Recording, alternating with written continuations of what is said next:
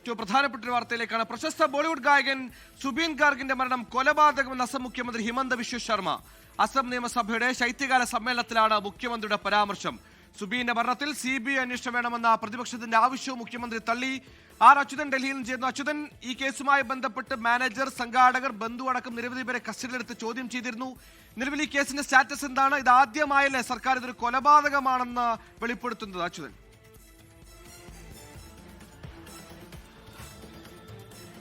സുഹൈൽ, ഈ പ്രശസ്ത ബോളിവുഡ് ഗായകൻ സുബീൻ ഗാർഗിന്റെ മരണവുമായി ബന്ധപ്പെട്ട് തുടക്കം മുതൽ തന്നെ പല അവ്യക്തതകളാണ് നിലനിന്നിരുന്നത്. ഇതുമായി ബന്ധപ്പെട്ട എന്താണ് കൃത്യമായി ഗായകന് സംഭവിച്ചത് എന്ന സംബന്ധിച്ചൊരു വ്യക്തത ഉണ്ടായിരുന്നില്ല.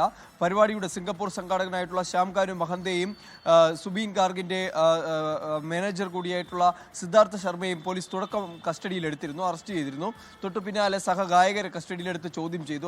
അതിലൊരാളാണ് ഈ രണ്ടുപേർ, അതായത് മാനേജറും സംഘാടകനും കൂടി വിഷം കൊടുത്ത് കൊന്നതാകാം എന്നൊരു മൊഴി നൽകിയത്. പക്ഷേ ആ മൊഴിയിൽ അപ്പോഴും ഒരു ഉറപ്പ് പോലീസിന്, ഈ പ്രത്യേക അന്വേഷണ സംഘത്തിന് ഇതുമായി ബന്ധപ്പെട്ട് ലഭിച്ചിരുന്നില്ല. ആ മൊഴി അങ്ങനെ ഒരു വിശ്വസനീയമാണ് എന്ന തരത്തിലും എടുത്തിരുന്നില്ല.